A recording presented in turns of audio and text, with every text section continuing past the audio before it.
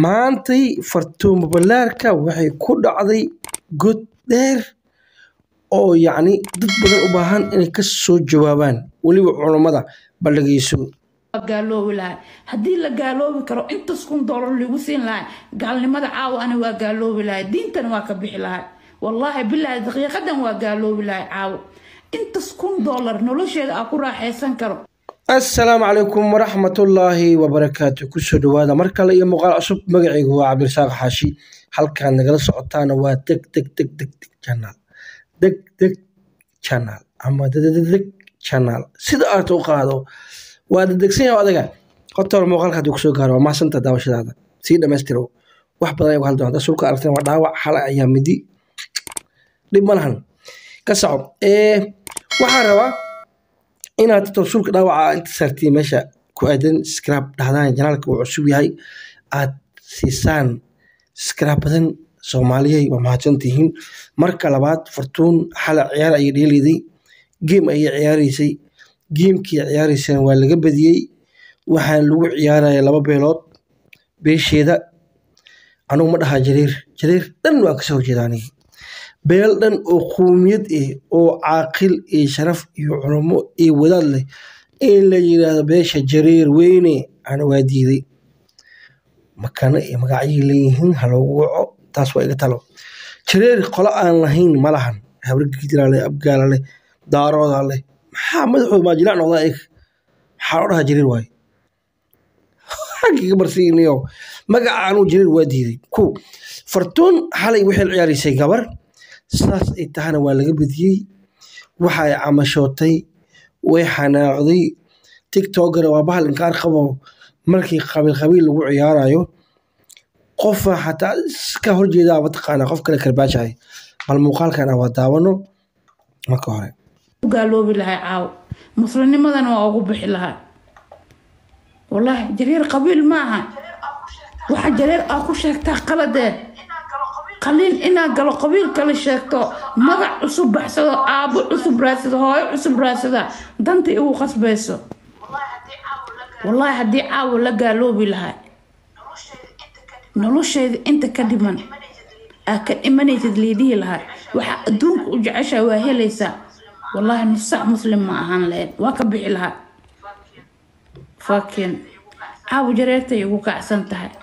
معناها gabadhan ujeedadeeda kaliya maahan inay leedahay diinta waa ka baxayaa laakiin qabiilka ay ka dhalatay oo magaca jareer ugu waceedo oo aniga ka soo horjeedo ayay mataqaanaa haysataa laakiin hadal qif ah oo qadaf ah oo diinta islaamka ka soo horjeeda ayay ku dhawaaqday taasoo ah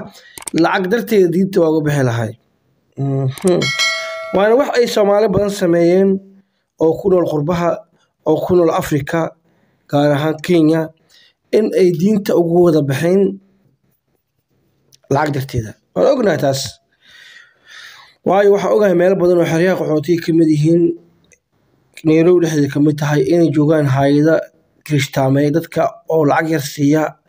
kadibna yiraahdo process iyo dawladda ay ku qaadayna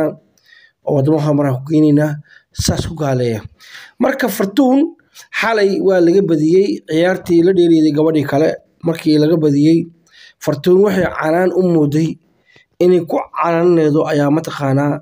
ku noqday wax weyn oo dambi ah waayo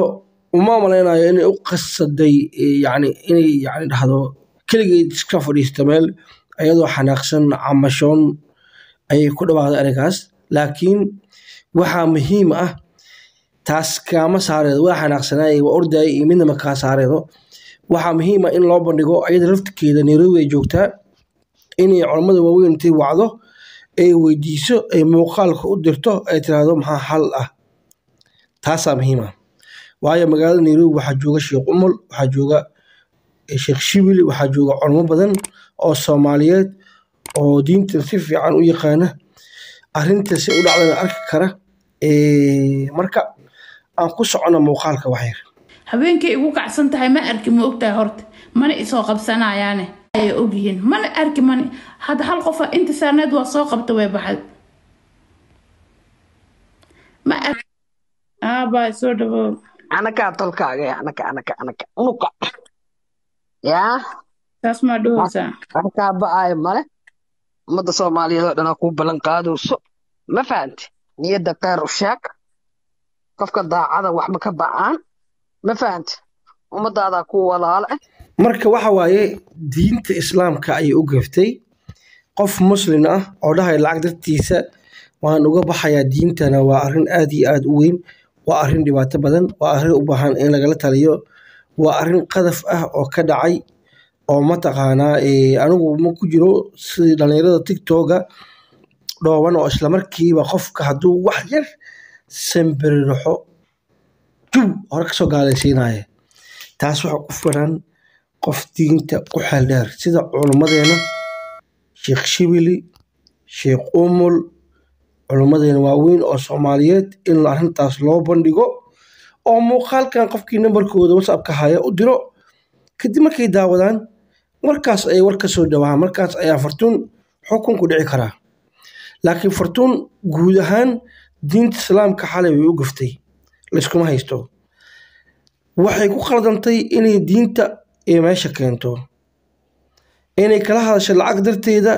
qabiilkeeda ay ku cayso ku cambuliso war dadka tiktoka dhigla dad waalan waa sidoodaba waxaa arkaysaa nin walaalkiis baahan yahay oo nin u diraya 5,000 oo koron 4,000 oo koron 2 libaax 3 libaax u diraya dee ehelkiisaa baahanba hooyadiisaa baahan walaashiisaa baahan walaalkiisaa baahan dadkiisa waxqabad u baahan intaas wuxuu rabaa keliya la dhaho caan ah ka tahay tiktok inuu lacag ku diro yani markii qofka dhibaataysan lacag loo arurinaya kama soo horjeedo laakiin in qabiil iyo qabiil lacag loogu diro 10,000 oo koron loogu diro 100,000 oo dollar lacag gaarayda habeenkii la dhaafsado Soomaaliya laga arkaa waa ummad baalan ba meed maskaxda ka jiraya qaba bal gabadhan kale oo hadda la soo qabsatay waxay dhahdaa aragno diintaadana maaragtay wax yar oo basiid ah yaa والله أبغى نروح وانعي سومالي لماذا حتى مركان وانعي نروح واكو دكتور ولا لي توكسي مالي والبا ما عين كرنا وردتك أكدش في أمريكا ما نطويوكا أو بدن هل حبين مليون يشم بقول جفتر أنت عيار إيه بديان أو نافع عقل على صودك صدق أنا كان نرى الكوسة ما يسهل هاي أبد الميجان وح أو تريس أنا كان والدك وح أو تريكر ورفع عقل أنا أقول هاي ganacsiga u wada furan ficaygadan erkeysa tufi warninka iqabaaniga hataa shid adduunkiisa ugu soo tago u soo nacay wax kale iska dhaaf nolol kale iska dhaaf maante dadka maxay yihiin nolol wallahi jareernimada abay waa rafaad nolol la'aan wax la'aan adduunya aakhirsan ku dhamayso ku dhima wallahi inaa ku dhimanayna adduunya aakhir rafaadkan Soomaaliya kaa badan ma fahanti inuu gabadh fanaanad ma tahay oo maxaa tahay maaragtay bulshada caanka ah ma u baahnid ma fahanti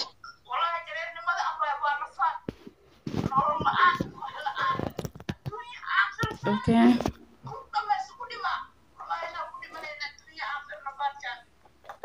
macnaha gabadhan waa arkaysaan wixii la calacaleeda waa dhaqaale xumo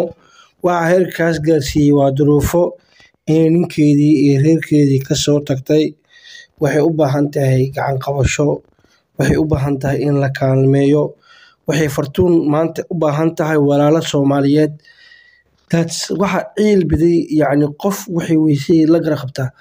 nimanka youtuberada ama tiktokerada caanka ah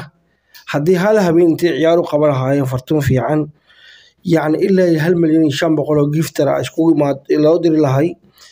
يعني قف كسدو دري حتى 500,000 جيفتر فرتون حلو نقنيسا لكن أنا ما قبوا دينتي إني أفلقاديسو فرتون مركو هروح عليها ولا صور لابو دينتا ذوك الصور لابو علماء ويدي أخرنتاس أدوية هدي لو سيعاوة أو هبين ده مكان توق ناركم موتستو وحبكم مترهدو لكن أنا وحن كلها هاي أجهرين muuqaalkii halgaasii fartuun hataa marka hore culimada u tag arrintaas soo sax kadibna waxaa ololeyn doonaa in fartuun ayub kaarla iyo dadkaas ay mataqaanaa gabadhan loo qabto ciyaar habeen hamar Soomaali ay gacanta wada saarto fartuunna meel la dejiyo oo mataqaanaa dibadejin loo sameeyo dhaqaale xumo iyo wax kasta u tabanaysaa waa arkaysiin waa haddii walaalnimo iyo Soomaalinimo iyo jirka madow uu naga dhexeeyo waay taas waa qabaa in laga caawiyo dhankaas fartuun ehelada fartuun waxaa leeyahay beelweynta ay ka dhalatay oo sharafta leh oo taajir iyo maalqabeen leh ee Amerika iyo Canada u badan waxaa leeyahay hal habeen fartuun garoonka u xoreeya bal dhageyso hadalka fartuun isha gareeya muuqaalkan oo comedy la wadaaga asxaabtiina gaarsiiya fartuun waxaan leeyahay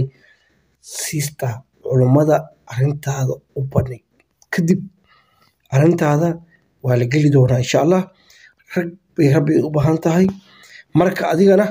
dambigii ka dhacay ka soo laabo astaghfirullah dheh ilaahay u toobadkeen walaal macaan culimada arintaasna u bandhig wax dhibaato oo kale ma jiraan dadka xunna warkooda ha dhageysanin